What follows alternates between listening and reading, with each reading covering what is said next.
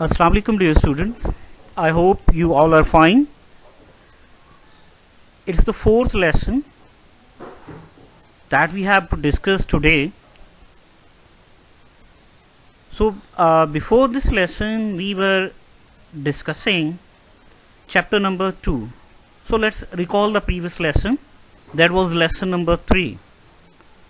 So in our previous lesson we discussed the layers of earth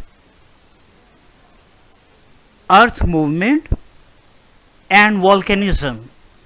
So in layers of earth we discussed that earth consists on 3 layers: crust, mantle and core.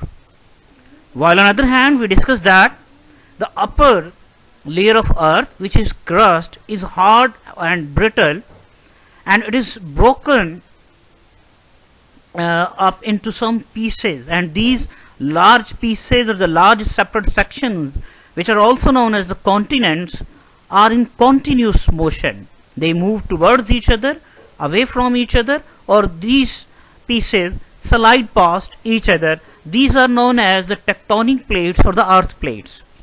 Okay, after this we discussed that there are 3 types of the volcanoes: active, dormant and extinct. Active volcano means a volcano which erupts round about every year, and extinct volcano, which is a dead volcano which hasn't erupted for hundreds of years.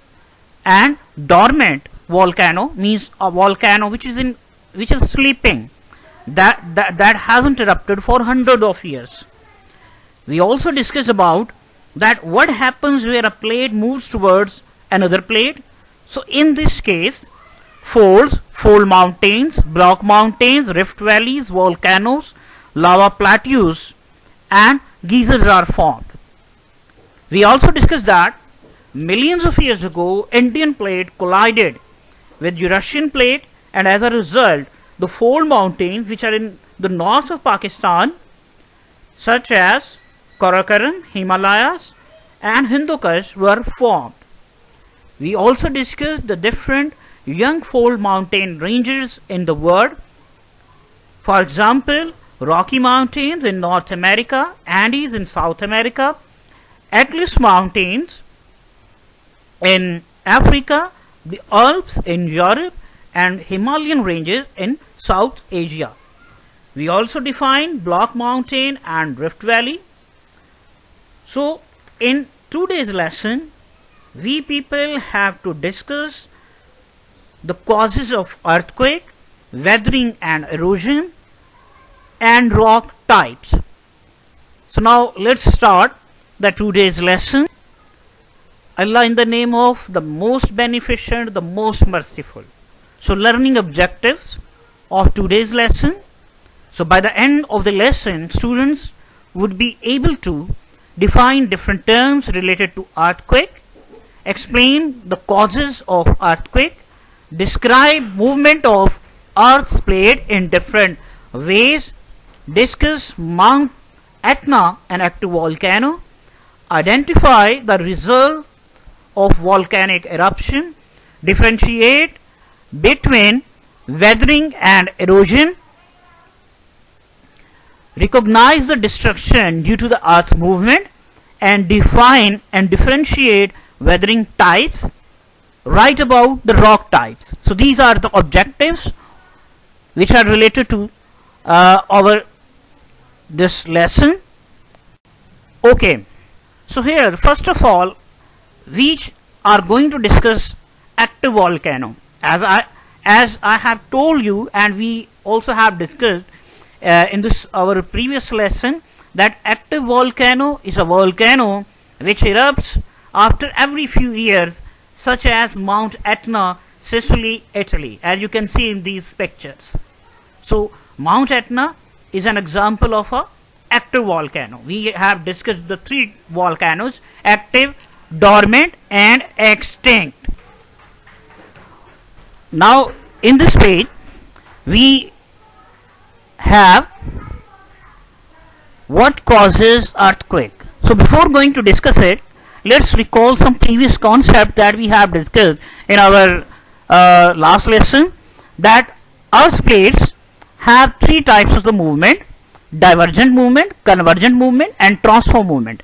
In divergent movement, plates move away from each other. In convergent movement, plates move towards each other. And in transform movement, plates slide past each other. And you can see here figure number 2.10a and 2.10b, which is showing that how Indian plate moves towards Eurasian plate, and millions of years ago this collision between these plates took place, and as a result the Himalayas, Karakoram and Hindu Kush mountain ranges were formed. So now what causes earthquake? Earthquakes are actually caused by sudden tectonic movements, mean to say that plates moves towards each other, away from each other, or plates slide past each other. And earthquakes occur all the time all over the world, both along the plate edges and along the faults. So faults are basically the cracks along which some kind of movement can take place. So most earthquakes occur along the edge of the oceanic and continental plates, where oceanic and continental plates collide with each other. Now as you can see, this picture or this diagram has been taken from the internet. This is showing that how Indian plate round about 71 million years ago started to move towards Eurasian plate. This direction of movement was toward the Eurasian plate. Indian plate was moving towards the north. So the northern edge of Indian plate collided with the southern edge of Eurasian plate round about 10 million years ago, and as a result the four mountains Karakoram, Himalayas and Hindu Kush were formed. So according to geographers and geologists, the rate of movement of Indian plate was round about 16 centimeter per year to 5 centimeter per year, and now it is still moving towards north, and it's pushing the Eurasian plate at round about 5 centimeter per year. So this process is still happening. Okay, here how earthquakes happen and how it take place. So sometimes pressure built up in the crust, and the movement is sudden in jolts and quakes and vibration in the rocks. So as you can see in the picture, here is a point which is known as focus. It is in the depth. So the point from where earthquake starts is known as focus. Then here is another point. It is known as epicenter. So the point on the earth's surface which is directly above the focus is called epicenter. Then you can see least damage and most damage. So my dear, most damage means the area which is near to the epicenter, and least damage means those areas will suffer or face less damage, less destruction, which are away from the epicenter. As we will move or away from the epicenter, we will observe the less destruction. Then seismometer. Seismometer is actually an instrument which is used to measure the strength of earthquake, and it recorded on seismograph. Seismograph is just like a graph paper. It is used to record. It is used to record the strength or the power of the earthquake. So this diagram is showing how earthquake comes. Okay, so here we have to discuss nature's tools, weathering and erosion. These are the nature's tools. Weathering is a mechanical and chemical hammer that breaks down and reshape the earth, while erosion transport the fragments away. So here is a difference between weathering and erosion. weathering means breakdown of rocks which change the shape of the earth, and erosion is a process which transport those eroded or broken rock pieces from one place to another place. So here, first of all, the definition of weathering. Weathering is a process which weakens and breaks down the rock at the earth's surface. So once again, weathering is a process which breaks down the rocks, and it is known as a nature's tool. Here are three types of weathering: chemical weathering, biological weathering, and physical weathering.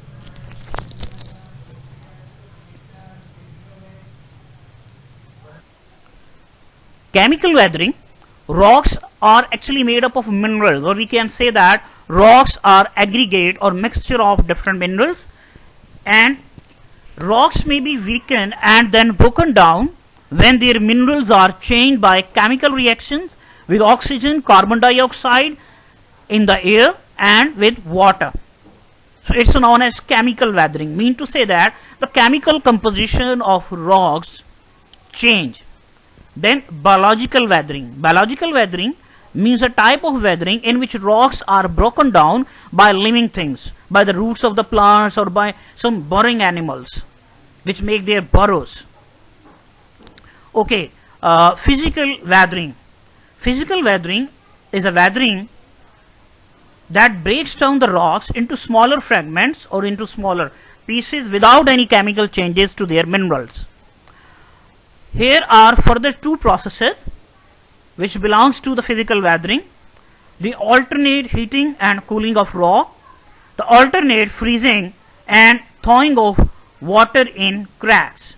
In the first process, alternate heating and cooling, the rocks expand in the daytime, especially in summer, and then in the night time the rocks contract. So due to expansion and contraction, the rocks are broken down into pieces. This is known as alternate heating and cooling of rocks, because in the daytime temperature is high and in the night time temperature is below the freezing point in some hilly areas. So due to this heating and cooling effect, the rock particles become loose and the rocks are broken down into some fragments. Then the alternate freezing and thawing of rocks in the cracks. So rocks freeze, and then in fact in the alternate freezing and thawing, the water, you can see in this picture, the water, especially the rainwater, collects in the cracks, then it change into the ice and it exerts pressure on the crack, and then ultimately the rock is broken down. Then the second picture, you can see it's figure number 2.20, rock pillars in Cappadocia, Turkey. Here you can see some pillar like structures. These structures were formed due to weathering and erosion. Okay, here we have erosion. Erosion is actually the breakdown of rocks plus its transportation by wind, water and glaciers. So here once again, erosion and weathering are two nature's tools, and these processes are taking place in the nature. These are breaking the mountains, breaking the rocks, and these are reshaping the landforms. So the movement of the rivers, the seas, the glaciers and the wind erode the rocks and then carry the eroded material to the other places where it is deposited. It is known as erosion. So please keep in your mind that weathering simply means the breakdown of rocks, and erosion means breakdown plus its transportation to another place. Okay, here are types of rocks. There are three main types of rocks: sedimentary, igneous and metamorphic. These are the three types of rocks which exist in nature. So first one type, sedimentary rocks. As it's clear from its name, sedimentary means the rocks which are formed from the sediments. So sedimentary rocks are formed from particles of sand, shells, pebbles, means rock pieces, and other fragments of material, different materials. So all these particles are known as sediments. So fossils are in fact, or these are the remains of the ancient organisms. So the examples of these types of rocks are sandstone and limestone. As you can see in the picture, that here the deposition of sediments is being taking place. The older rocks are worn away, then rivers carry the sediments to the sea, and the weight of the sediments on the top turn these layers of the sediments into rocks. So this is the simple process through which sedimentary rocks are being formed in. Here you can see limestone and chalk. These are the sedimentary rocks. And then in the second picture you can see a craftsman who's working some sedimentary rocks, and these some sedimentary rocks have fossils which are the remains of the ancient organisms. Igneous rocks. Igneous rocks are formed when magma cools and hardens. Magma means a molten rock material within the earth. Sometimes the magma cools inside the earth, and other time it erupts into and other times it erupts onto the surface from the volcano. Then it is known as lava. So due to the cooling or the solidification of the molten rock material, which is known as magma and lava, the igneous rocks are formed. Here we have some examples of the igneous rocks like basalt, obsidian, and granite. Here you can see granite and basalt. Now we have the third type of the rock, which is known as the metamorphic rocks. Metamorphic rocks are formed under the surface of the earth, and it is formed due to a process which is known as metamorphosis. So metamorphosis basically means a change. So due to the high temperature and pressure, the pre-existing rocks, means these rocks may be igneous or sedimentary, these are converted into metamorphic rocks. So marble is actually the limestone which is converted into this form due to intense pressure and temperature. So example of the metamorphic rocks are gneiss and marble. Okay, here now we have some written tasks. How does an earthquake occurs, and draw a diagram related to it. Here you have to write that plates moves towards each other, away from each other, or slide past each other, and earthquake take place. And then you have to draw a diagram which is related to the focus, epicenter, and which is about the earthquake, and you have to define these terms: focus, epicenter, and seismometer, the seismograph. Then what is weathering? You have to define weathering and its three types. You have to define erosion, and you have to tell that sedimentary rocks are the rocks which are formed from the sediments, and you have to give their examples also. So fossils are the remains of ancient organisms. And what are igneous rocks? Igneous rocks are the rocks which are formed from the solidification of magma and lava. So all these questions belongs to this presentation. You can find out the answer easily of these questions in this presentation. Here are some links. You can go through these links and you can further strengthen your concept through some video. So now I hope you will go through this lesson. So my dear